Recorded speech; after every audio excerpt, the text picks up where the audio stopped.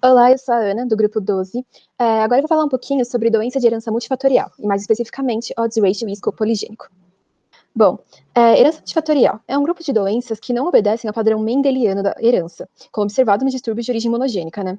Nessa situação, nós temos uma herança complexa, por isso pode-se acreditar que a manifestação da doença e o seu grau de acometimento é fruto de complexas interações de diversos fatores ambientais e genéticos. Portanto, não tem como atribuir uma única relação causal à presença de uma variante. Bom, então, como a gente quantifica isso na herança multifatorial? Um primeiro passo são os estudos com os gêmeos monozigóticos. Esses estudos avaliam gêmeos monozigóticos criados em ambientes diferentes. Assim, a gente tem como observar materiais genéticos iguais em ambientes diferentes. Apesar de conseguirmos observar o quanto o componente genético vai influenciar, a gente tem uma limitação, pois não é possível saber quantos e quais loci ou alelos estão envolvidos nisso. E para isso nós temos os estudos associativos. Nesses estudos, a gente quer uma determinação da mutação aparece mais na pessoa afetada pela doença do que nas não afetadas. E para isso a gente pode inferir uma associação entre o fenótipo e o genótipo. O estudo mais comum é o de WOSDA, que é um estudo caso-controle, no qual se compara os genótipos de um grupo de indivíduos portadores de doença com outro grupo de indivíduos sem a doença.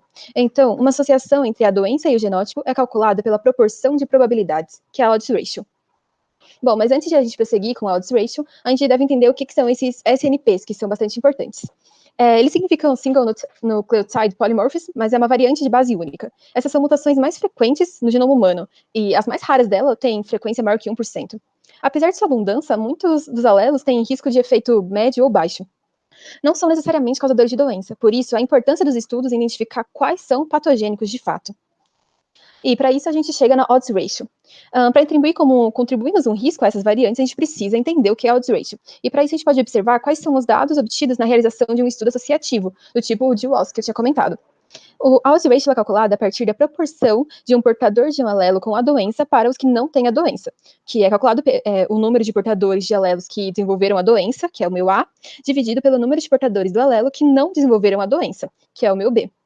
E sobre isso, a gente vai fazer sobre a proporção de indivíduos não portadores desse alelo, que desenvolveram a doença, para aqueles que não desenvolveram a doença, que é o número de não portadores que desenvolveram a doença, que é o meu C, dividido pelo número de não portadores que não desenvolveram a doença, que é o meu B. Bom, na interpretação disso, a gente tem que, para um aumento de risco de predisposição, a gente precisa que o meu odds ratio seja maior do que 1. Isso indicaria que tem uma associação entre eles. Devemos lembrar que, como se tratam de SNPs, muitas vezes a contribuição é baixa, resultando em odds ratios pequenos. Por isso que a rigorosidade dos testes, para garantir um alto poder estatístico. A gente tem que lembrar que tem suas limitações, né? É um estudo de associação e não causal.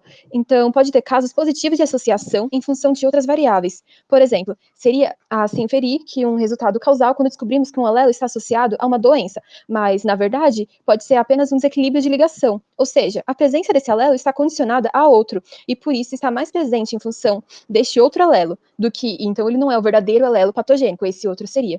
E por isso a gente tem que ter a cautela para inferir se de fato a associação encontrada é a causadora da doença, né, se procede a informação. Bom, agora, quando estivermos diante de um paciente com determinada doença de herança multifatorial, a gente vai poder falar quais são as variantes que poderiam estar envolvidas e podemos pedir um teste genético para saber quais dessas variantes o paciente tem.